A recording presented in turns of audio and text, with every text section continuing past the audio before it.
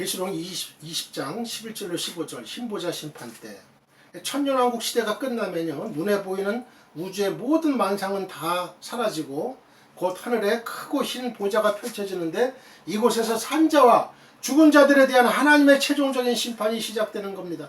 흰보자 심판은 백보자 심판은 인류의 마지막 심판을 의미해요. 산자와 죽은 자의 심판이 이곳에서 이때 실시됩니다. 산자란 천년왕국 마지막에 신령한 몸으로 변화받은 성도들을 의미해요. 죽은 자란 무덤에서 일제히 부활할 부활자들을 가리킵니다. 흰보자 심판 때란 인류의 마지막 심판의 장소를 말하는데요. 그 장소가 어디인지는 알 수 없습니다. 사도 요한은 이 흰보자에 대하여 다만 또 내가 크고 흰보자와 그 위에 앉으신 자를 보니라고 말씀해주고 있어요. 이 장소는 하나님이 인류의 심판을 위해 펼쳐놓으신 특별한 장소예요. 하나님이 심판주로 앉아 계시기 때문에 흰보자란 이름이 붙여진 겁니다. 땅과 하늘이 그 앞에서 간데없더라고 했어요. 지금 우리들이 살아가고 있는 이 땅과 그리고 우리들 머리 위에 넓고 높게 펼쳐진 저 하늘은 사실 이제 그 운명의 한계가 있는 거예요. 이때 인류의 마지막 대부활이 일어납니다. 부활에 관한 문제는 교리적으로 많은 문제점을 안고 있어요. 무천년설과 전천년설의 신학적 견해가 다릅니다. 여기서 부활 교리에 관한 큰 혼선이 일어나는 거예요. 부활에 관한 심각한 문제점은 무천년설이 아니라 전천년설이 있어요. 이 설에서는 신자와 불신자의 부활의 시기가 천년간의 간격이 있는데 이에 대한 성경적인 해답을 내리지 못하고 있는 거예요. 이들의 부활과는 그러니까 불신자들은 천년 후에 부활하고 이 예수 믿는 사람들은 먼저 다 그냥 첫째 부활자로 다 먼저 부활한다는 얘기예요. 그러니까 신자와 불신자의 그 부활의 시기가 천년의 간격이 있다 이런 얘기예요. 이들의 부활과는 전천년설의 교리를 성경적인 부활관에 맞춘 게 아니라 성경에 있는 부활에 관한 문제를 전천년설에 억지로 맞추었다는 데서 문제가 생긴 거예요.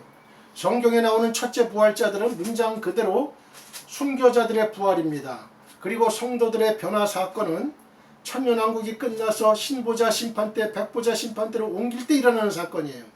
신자들은 낙원에서 불신자들은 음부에서 영적으로 머물러 있다가 천년왕국이 끝나서 흰보자 심판 시에 일시에 부활하게 되는데 이게 둘째 부활이에요. 둘째 부활. 신자들은 생명의 부활로 불신자들은 심판의 부활로 나오게 되는 거예요.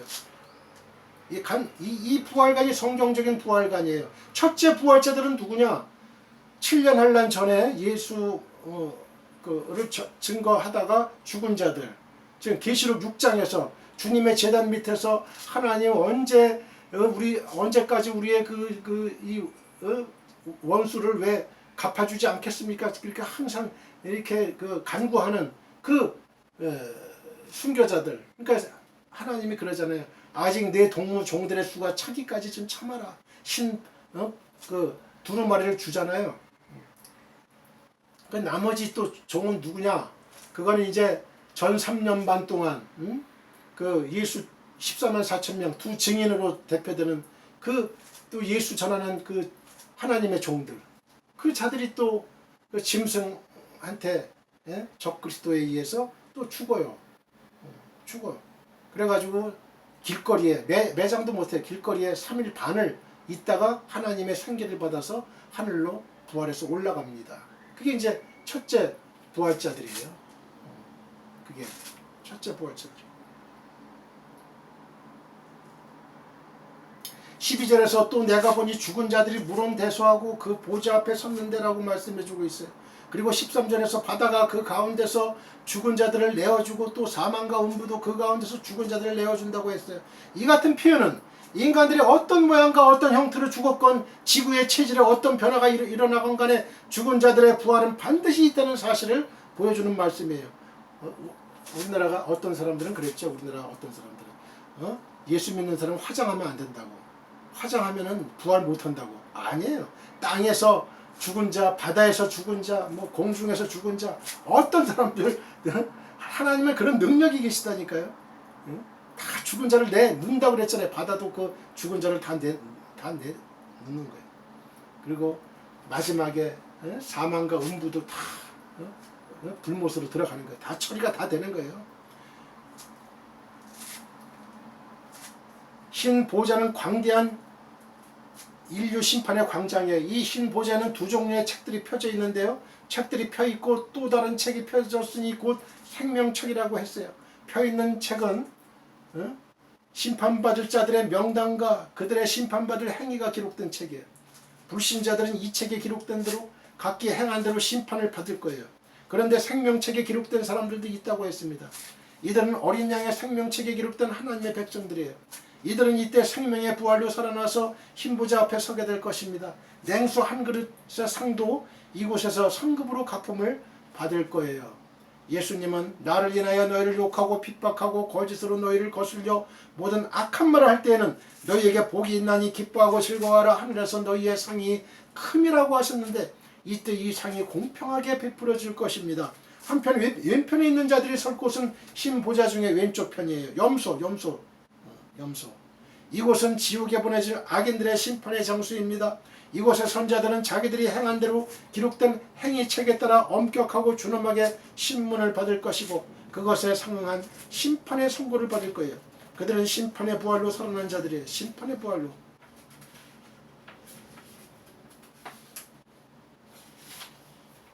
이들에게도 그들의 행한 죄가에 따라 받을 심판의 종류가 제각기 다르다는 사실을 밝혀주고 있는 거예요.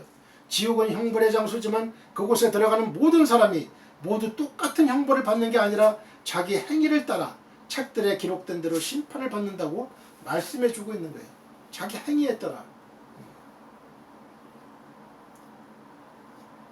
이 같은 심판이 끝나면 사망과 음부도 불못에 던지우게 된다고 했죠.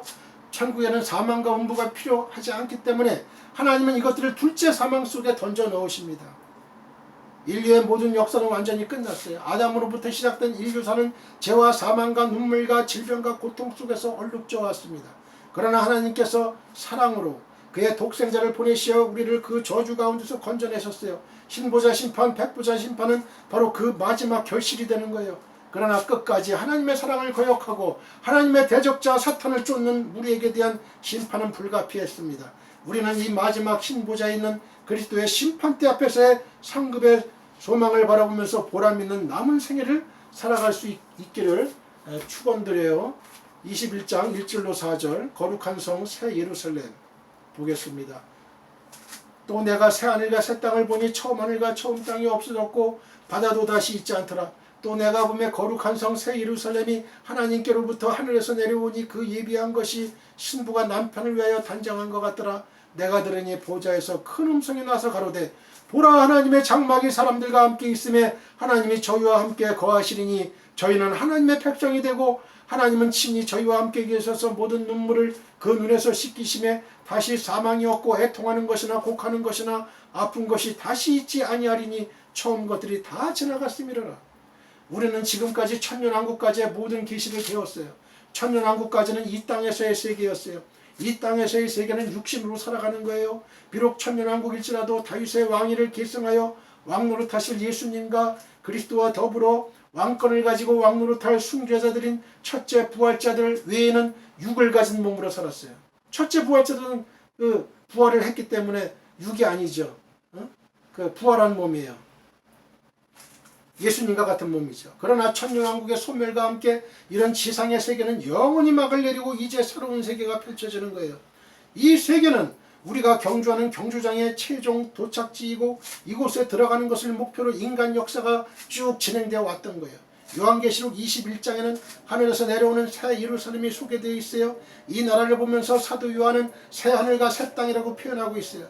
이것은 우리의 영원한 본향입니다. 영원한 고향이에요. 천년왕국까지의 나그네 생활을 마감하고 이제 영원한 안식처로 들어가 살아갈 하나님의 나라예요. 이 하나님의 나라가 있기 때문에 네로 왕제 시대 때 죽었잖아요. 순교했어요. 사자밥이 됐어요. 젖먹이 애를 껴안고도 순교했어요. 애와 함께, 아기와 함께 사자밥이 됐어요. 불로 들어갔어요. 구워졌어요. 창을 맞았어요. 목베임을 당했어요. 돌로 맞았어요. 스테반 집사도 돌로 맞아 죽으면서도 그 얼굴빛이 천사의 얼굴빛 같다 그랬잖아요. 이 새하늘과 새 땅 하나님의 나라를 소망했기 때문에 그런 거예요. 예수님이 벌떡 일어서셨잖아요.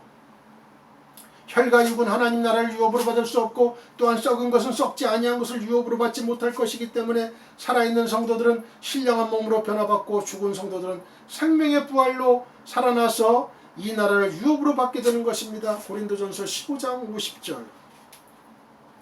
천년왕국의 성도들은 어때요? 신령한 몸으로 호련히 변화되는 거예요. 이 나라를 우리는 천국이라고 불러요. 이 천국이 있기 때문에 우리가 이 세상 살면서 괴롭고 예수 믿는다는 것 때문에 고통받고 눈물 뿌리고 어렵게 살아가는 이유가 바로 그겁니다. 그거예요. 우리는 천국의 소망이 있기 때문에 그런 거예요. 이곳이야말로 우리 그리스도인들이 영원히 염원해온 기업의 땅이에요. 영원한 가나안 땅이에요. 우리 강야와 같은 이 세상, 여기가 우리의 본향이 아니에요. 우린 나그네예요. 거류민이에요.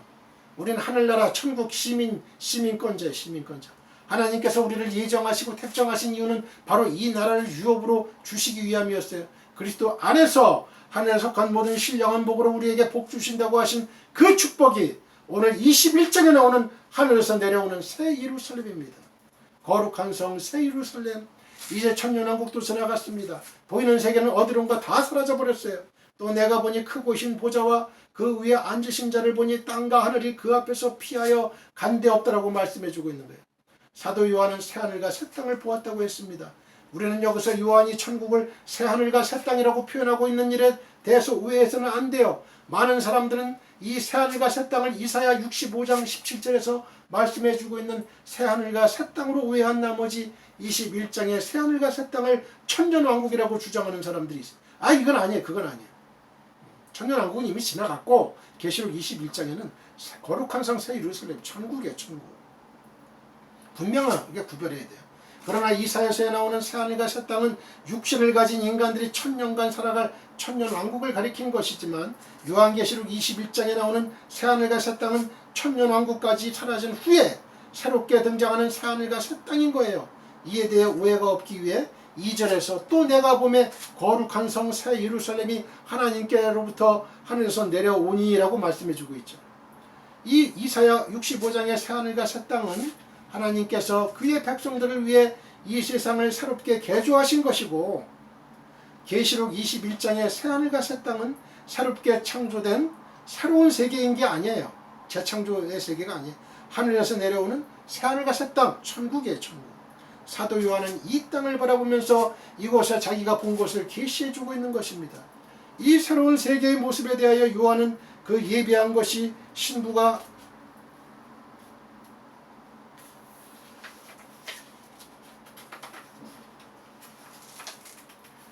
신랑을 위하여 단장한 것 같다라고 말하고 있어요. 요한이 이 성의 영광을 바라보았을 때 이처럼 표현한 거예요. 이 같은 예비는 우리를 위해 주님이 침례하신 것이기 때문에 완전한 예비를 뜻하고 계속해서 22장까지 이어지면서 그 예비한 모습의 전모를 밝혀주고 있는 거예요. 예수님은 자기들 선생이 어디론가 떠나시는 일에 불안을 느끼며 근심하는 제자들에게 이처럼 말씀해 주셨어요. 요한복음 14장 2절로 3절 내가 너희를 위하여 초소를 예비하러 가노니 가서 너희를 위하여 초소를 예비하면 내가 다시 와서 너희를 내게로 영접하여 나 있는 곳에 너희도 있게 하리라고 위로해 주신 거예요. 이처럼 예수님이 먼저 가셔서 예비하신 곳이기 때문에 우리는 더욱 그 나라에 대한 확실한 소망을 가질 수 있어요. 이 나라는 하나님의 보좌가 있는 나라이고 또 이 땅 위에 속하지 아니한 신령한 나라이기 때문에 그 연대를 산출해낼 수가 없습니다. 애초부터 그 나라는 완전한 나라이지만 예수님께서 우리의 거처할 곳을 위해 더욱 아름답게 꾸미시고 우리의 거처를 예비하시기 때문에 그 나라에 대한 우리의 기대가 크지 않을 수 없는 거예요. 이 새로운 세계에 대하여 사도 요한은 처음 것들이 다 지나갔음이라고 말씀해주고 있어요. 여기서 요한이 밝힌 처음 것들이란 인간들이 육신으로 살아온 보이는 세계와 육신적인 모든 생활을 포함한 말이에요. 우리들이 살아가고 있는 세계와 신비에 쌓인 우주의 모든 존재도 인간의 생활에 필요 없게 된 거예요. 이때 죽은 자들은 부활하고 살아있는 자들은 변화받을 것이기 때문에 하나님께서 창조하신 보이는 이 처음 것들이 다 필요치 않게 되는 거예요. 필요 없게 돼요. 우리의 이 몸은 살아있는 자들은 변화체로 죽은 자들은 부활체로 새롭게 살아날 것이기 때문에 이들이 새로운 삶을 위해 하나님이 예비하신 새 예루살렘이 하늘에서 내려오는 거예요. 보좌에서 큰 음성이 들려오기를 하나님의 장막이 사람들과 함께 있음에 하나님이 저희와 함께 거하신다고 했어요. 장막이란 사람이 거처하는 집을 의미하는 말이에요. 하나님의 장막이란 하나님이 거하시는 처소로 하나님의 보좌를 일컫는 말이에요. 그러므로 하나님의 장막이 사람들과 함께 있다고 하신 말씀은 우리의 거처가 다른 곳이 아니라 하나님의 보좌가 있는 천국이라는 사실을 밝혀주는 말씀입니다. 이 나라는 하나님의 백성들의 영원한 기업의 나라이기 때문에 우리의 영원한 거처가 돼요. 하나님의 백성들은 그 나라에 들어갈 시기가 있는데 그 시기를 구별해보면 다음과 같습니다. 잘 들어보세요. 이 세상에서 육신으로 죽은 모든 성도들은 영으로 들어가요. 영으로. 천국을 영으로 들어가요. 그곳에는 주 안에서 죽은 모든 성도들이 영적 생명을 가지고 들어가서 살아가고 있어요. 에녹과 엘리야, 이 땅에서 죽음을 보지 않고 육신의 죽음을 보지 않고 신령체로, 죽지 아니하는 신령체로 변화받아 들어가 살아가고 있는 사람도 있어요. 에녹과 엘리야. 그 다음에 네 번째, 흰보자 심판, 백보자 심판 때에 천년왕국을 거친 모든 성도들은 호련히 변화되어 가지고 신령체로, 신령한 몸으로 들어가게 돼요. 다섯 번째는 주 안에서 죽은 후에 천국에서 영적 생명으로 지금 안식하고 있는 모든 성도들이 백보자 심판 때 이제 부활하게 되잖아요. 둘째 부활. 그때 부활한 몸으로 이 나라에서 천국에서 영원히 살아가게 돼요. 이걸 잘 알아야 돼요. 이 새로운 세계에서의 성도들의 삶은 우리는 하나님의 백성이 되고 하나님은 친히 우리와 함께 계시게 된다고 했습니다. 지금도 우리는 하나님의 백성들입니다. 그러나 지금 우리는 하나님을 친히 뵙지 못하는 가운데 살아가고 있어요. 그러나 그때는 하나님의 얼굴을 친히 배우며 그 하나님을 영적으로 아니라 실제적으로 아버지라고 부르는 새로운 가족관계로서의 하나님의 백성이 되는 거예요. 이때는 양자로서의 법적 지위를 가지고 아버지 집에서 살아가게 되는 것입니다. 이 일에 대하여 사도 바울은 이뿐 아니라 또한 우리 곧 성령의 처음 익은 열매를 받은 우리까지도 속으로 탄식하여 양자될 것 곧 우리 몸의 구속을 기다리느니라고 로마서 8장 23절 말했습니다. 여기서 바울이 말하는 우리 몸의 구속이란 우리 몸의 부활을 의미하는 거예요. 부활한 몸으로 천국에서 살아갈 소망을 말하고 있는 거예요. 우리는 지금도 양자로서의 법적 지위를 가지고 있어요. 그러나 실질적인 자녀의 생활은 천국에서 이때 이루어지는 거예요. 이때 하나님께서 모든 눈물을 그 눈에서 씻기신다고 했어요. 눈물은 이 세상에서 살아갈 동안 흘리는 것만으로도 족합니다. 만약 천국에서조차 눈물을 흘린다면 천국은 완벽한 축복의 동산일 수가 없어요. 우리는 이 세상에서 지금 얼마나 많은 눈물을 흘리며 살아가고 있습니까? 애통하는 일이나 고통스럽고 슬픈 일, 근심스러운 일로 얼마나 마음을 상하며 살아가고 있습니까? 자식들을 가르치며 하나의 성년의 자리에 이르기까지 얼마나 애태우며 마음을 조이는 걱정과 염려를 하며 살아왔습니까? 우리가 예수를 믿는 일에 많은 사람들로부터 얼마나 멸시를 받았으며 오해를 받는 생활을 해왔습니까? 육신적으로 즐겨하는 모든 것을 희생하고 아름다운 우리의 생애를 주를 믿고 따르는 일에 바친 것이 아닙니까? 우리가 이 모든 일에 대한 보상을 누구로부터 받으며 누구의 위로를 받아야 족할 것입니까? 그러나 이때 하나님께서 우리의 이 모든 눈물을 씻기신다고 하셨어요. 이 말씀은 하나님의 무한하신 위로이시며 이런 것들이 또한 주님을 사랑한 증거가 되어서 하늘에서 상을 받게 되는 거예요.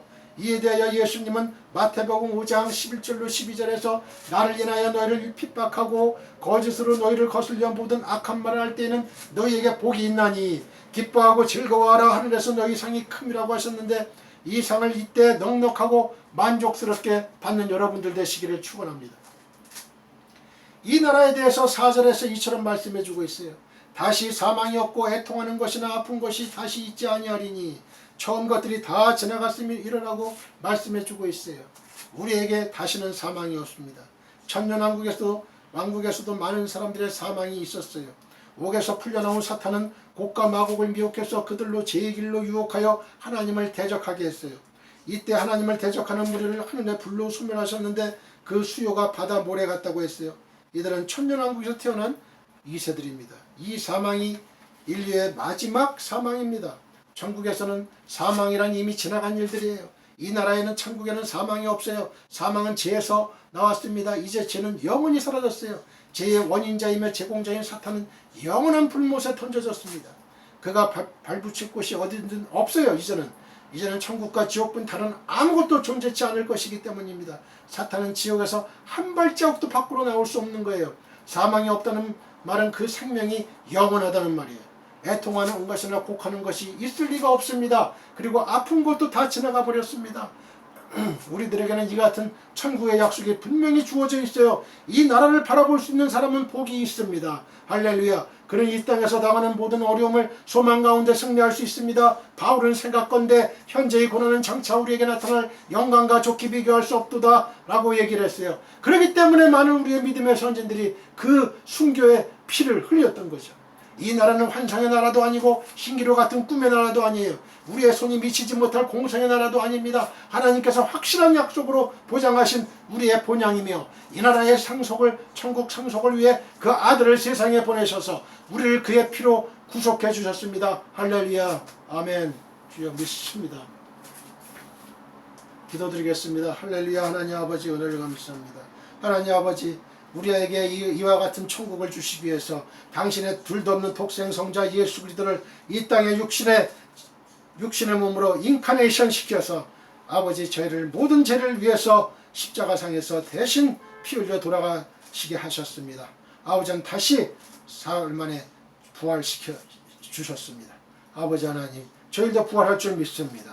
예수님 계신, 하나님 계신 영원한 천국에 다시 가고 싶어요. 아버지 가고 싶어요. 아버지 이 소망을 끝까지 붙잡고 아버지 죽을 때까지 이 소망 놓치지 않게 도와주옵소서. 이 소망 가지고 아버지 이 땅의 삶을 아버지 용기 있게 아버지 희망을 가지고 소망을 가지고 살아갈 수 있는 모든 성도님들 되게 도와주시고, 이 소망을 가지고 장애를 갖고 있는 모든 성도님들, 아버지 많은 문제를 갖고 있는 많은 성도님들, 아버지 용기를 갖고 힘을 갖고 살아갈 수 있게 도와주옵소서. 감사하며 주 예수 그리스도의 거룩하신 이름으로 기도했습니다.